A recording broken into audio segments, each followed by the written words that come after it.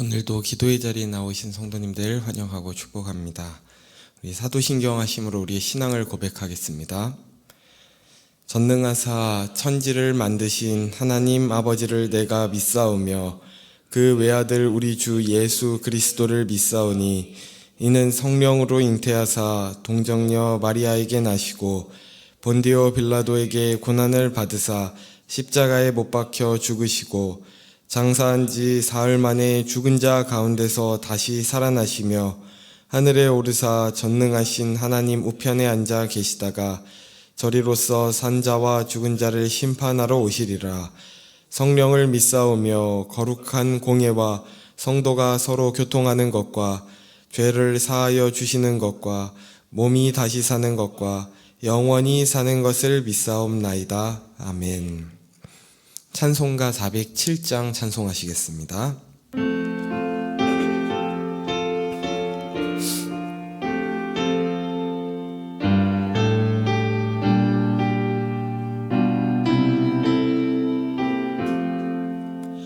구주와 함께 나 죽었으니 구주와 함께 나 살았도다. 영광의 그날에 이르도록 언제나 주만 바라봅니다. 언제나 주는 날 사랑하사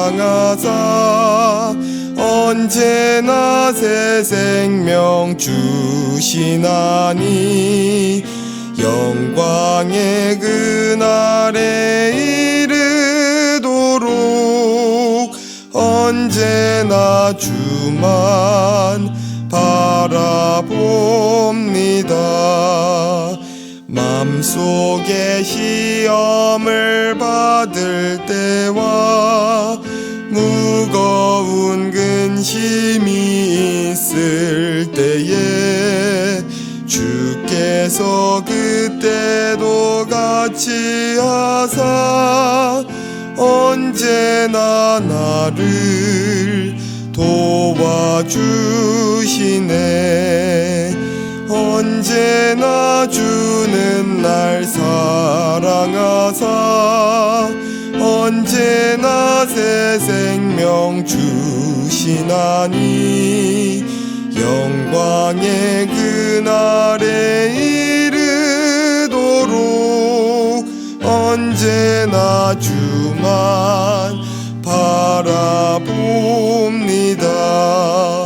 뼈 아픈 눈물을 흘릴 때와 쓰라린 마음으로 탄식할 때 주께서 그때도 같이 하사 언제나 나를 생각하시네.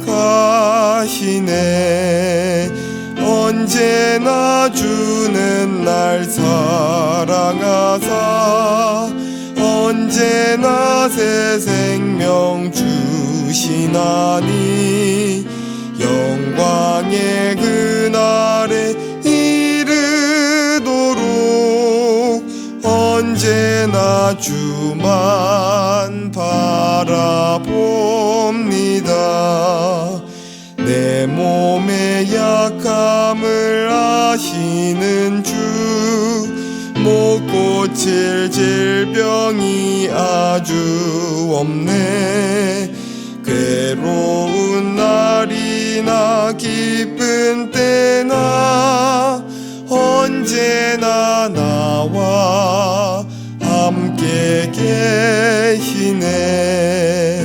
언제나 주는 날 사랑하사 언제나 새 생명 주시나니 영광의 그날에 이르도록 언제나 주만 바라봅니다.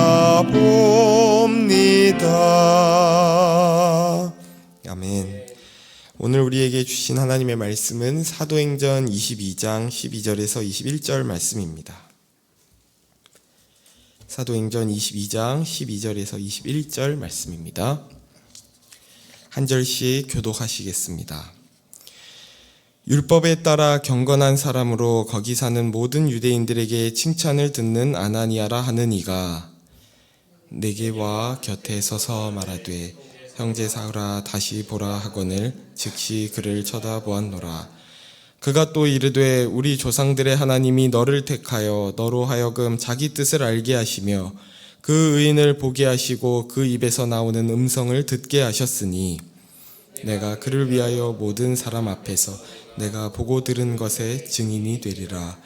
이제는 왜 주저하느냐? 일어나 주의 이름을 불러 세례를 받고 너의 죄를 씻으라 하더라. 후에 내가 예루살렘으로 돌아와서 성전에서 기도할 때에 황홀한 중에 봄에 주께서 내게 말씀하시되 속히 예루살렘에서 나가라. 그들은 내가 내게 대하여 증언하는 말을 듣지 아니하리라 하시거늘 내가 말하기를 주님 내가 주를 믿는 사람들을 가두고 또 각 회당에서 때리고 또 주의 증인 스데반이 피를 흘릴 때에 내가 곁에 서서 찬성하고 그 죽이는 사람들의 옷을 지킨 줄 그들도 아나이다. 나더러 또 이르시되 떠나가라. 내가 너를 멀리 이방인에게로 보내리라 하셨느니라. 아멘. 예루살렘에 살던 유대인들은 바울의 소식을 듣고 그를 잡아 죽이려고 합니다. 왜 이토록 유대인들은 바울에게 화가 난 것일까요? 그 이유에 대해 사도행전 21장 28절에는 이렇게 말씀합니다.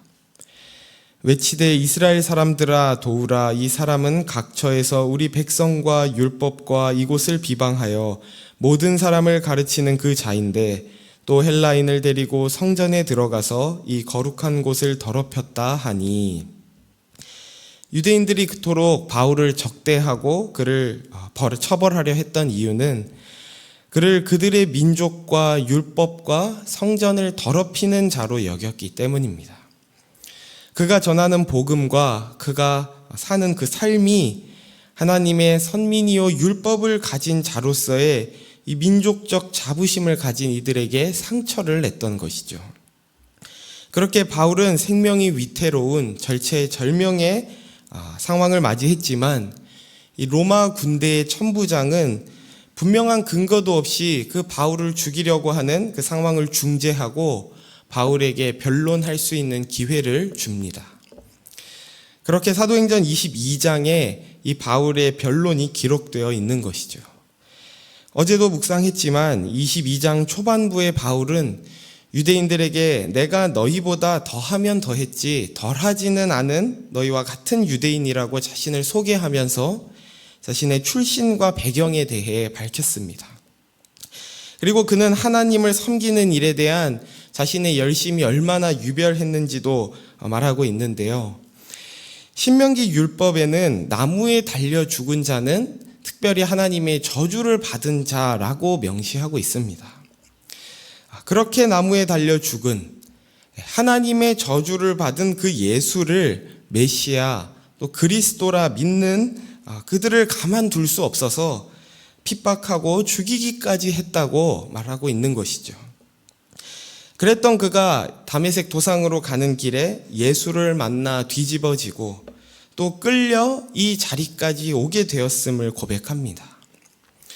그렇게 자신이 예수를 만난 이야기를 이어나가면서 오늘 본문 12절에는 이렇게 말합니다.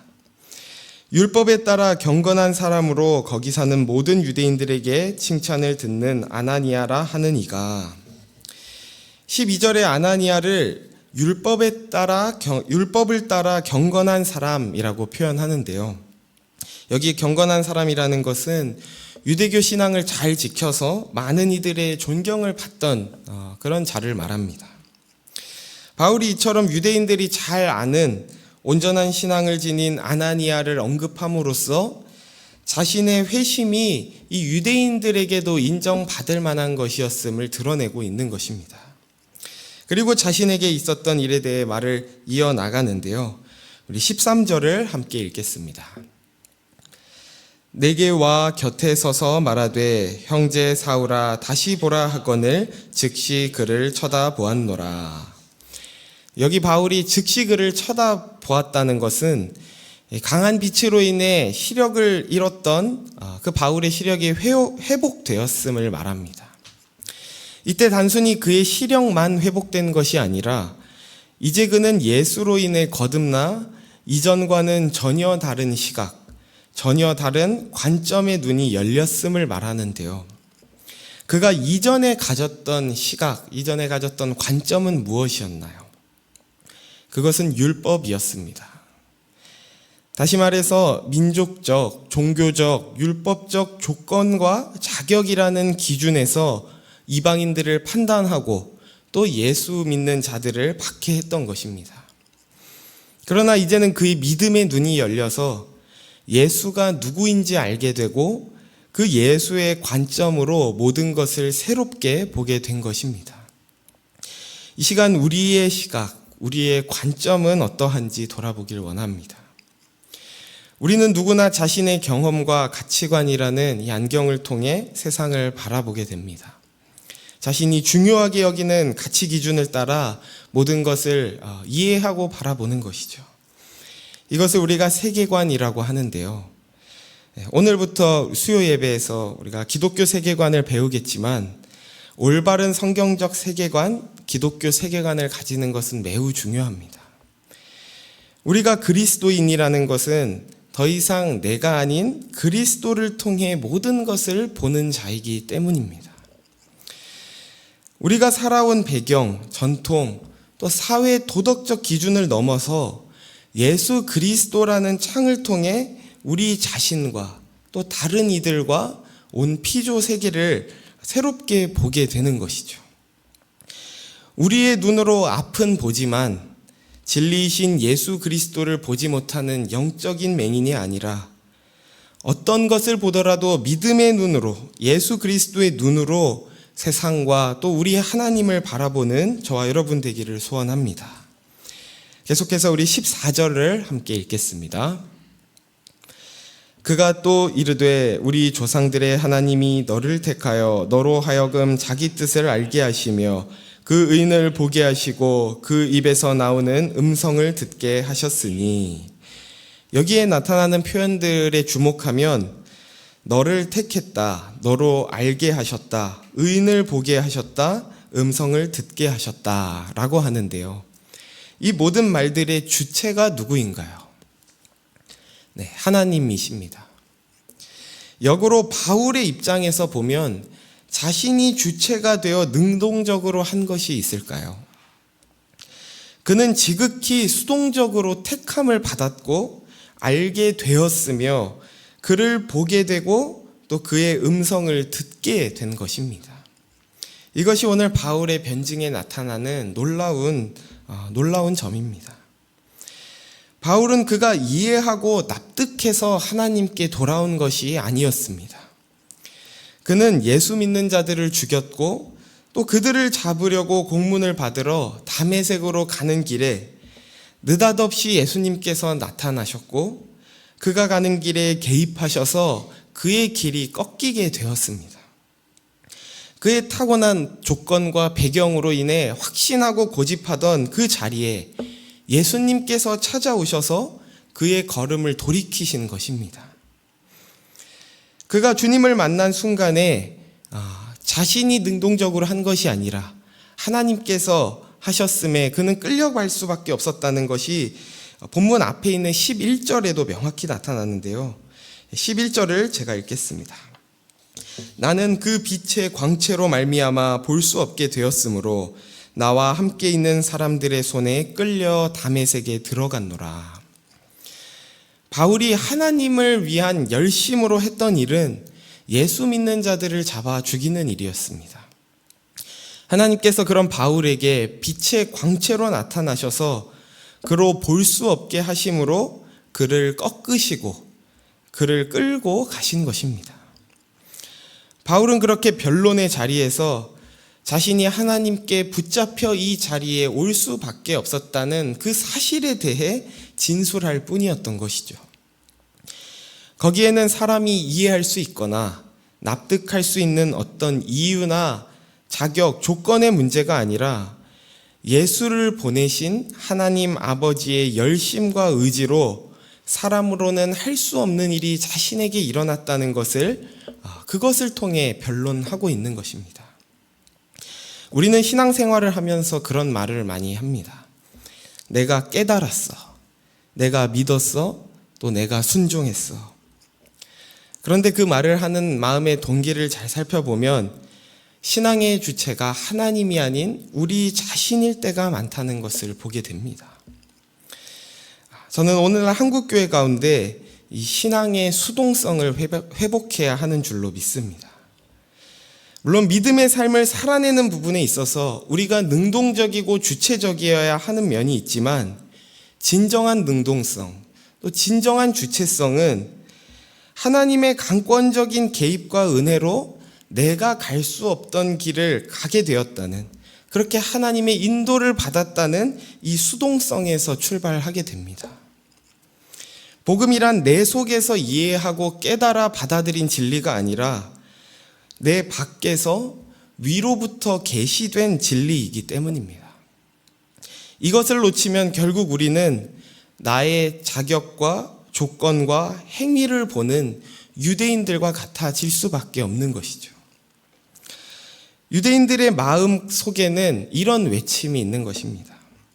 나는 유대인이고 너는 이방인이야.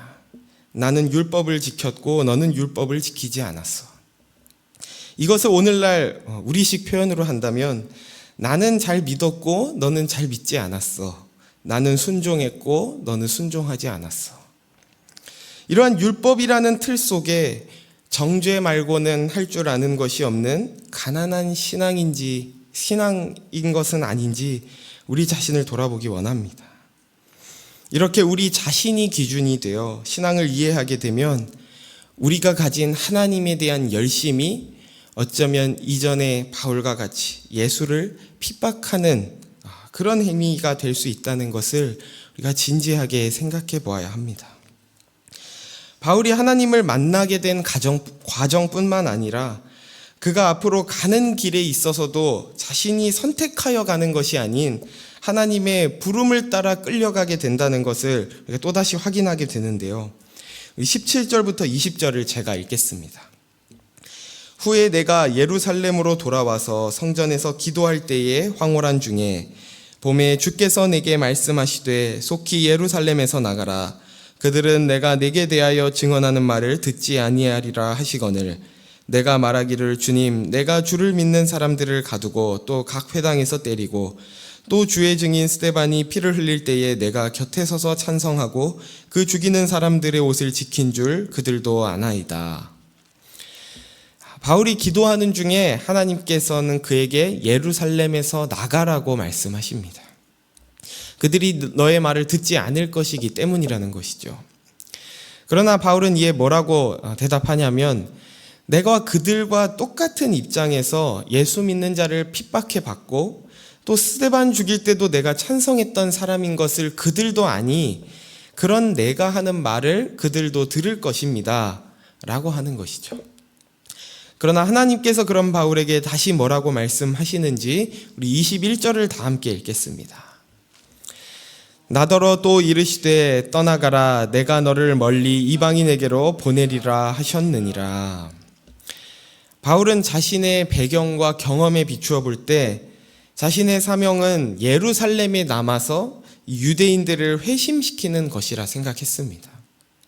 그러나 하나님께서 그를 향해 가지신 계획은 그렇지 않았던 것이죠. 하나님께서는 그를 이방을 위한 사도로 택하셨고 부르셨고 보내십니다. 앞서 바울의 변증을 보면 자신의 어떤 논리로 다른 이를 설득하려 하거나 이해시키려고 하는 것이 아니라 그저 자신에게 일어난 사실을 진술하며 하나님께 붙잡혀 이 자리에 오게 되었다는 것을 진술할 뿐이었음을 말씀드렸는데요.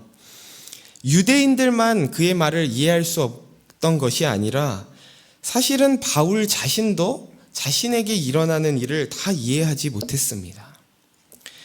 그렇게 아무도 이해할 수 없고 설명할 수 없는 길을 가지만 그 바울은 하나님께 붙들려 때로 오해를 당하고 수모를 당하고 위협을 받는 일들을 감수하여 그 길을 따라가게 됩니다. 이것이 예수를 믿고 예수를 따라가는 자의 길인 줄 믿습니다. 말씀을 맺겠습니다. 우리가 예수를 믿는다는 것을 세상은 알지 못합니다.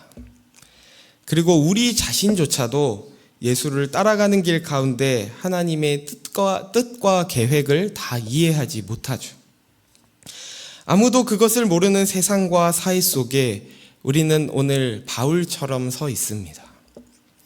바울이 뛰어났던 것이 아니라 바울이 품고 있는 복음이 위대했던 것처럼 우리가 뛰어나서가 아니라 우리가 무엇을 더 가져서가 아니라 우리가 복음을 품고 있기에 그 예수 그리스도의 생명이 우리를 통해 드러나게 될 줄 믿습니다.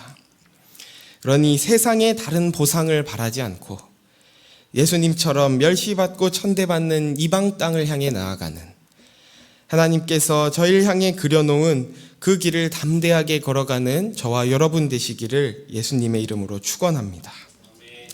시간 말씀을 생각하며 세 가지 기도 제목으로 함께 기도하길 원하는데요. 먼저는 믿음의 눈으로 주님을 보게 하시고 주님을 통해 온 세상을 바라보게 해달라고 기도합시다. 두 번째는 우리의 조건과 이해를 넘어서 예수 그리스도의 길로 인도하시는 신비를 우리의 삶에서 증언하게 해달라고 기도합시다. 마지막으로는 교회를 위해 기도할 때 24여 다락방을 위해 기도할 텐데요. 24여 다락방이 매 다락방 예배를 통하여 더욱 하나님을 만나고 알아가게 해달라고 우리 세 가지 기도 제목으로 이 시간 함께 기도하며 나아가겠습니다. 하나님 아버지 감사합니다. 오늘도 우리를 이 자리에 부르시고 인도하시고 그 주님께 붙들려 우리가 이곳에 오게 되었음을 알게 하시니 감사합니다. 주님, 바울이 증언하였던 것처럼 변론하였던 것처럼 우리가 그 복음을 깨닫고 이해하고 받아들여서 주님께 돌아온 것이 아니라 주님께서 우리 멋대로 가는 삶 가운데 개입하시고 역사하셔서 우리의 길을 돌이켜 주님께로 인도하셨음을 고백합니다. 하나님, 우리가 그 주님의 주권을 인정하며 주님의 인도하심을 인정하며 우리가 다 이해할 수 없더라도 그 주님과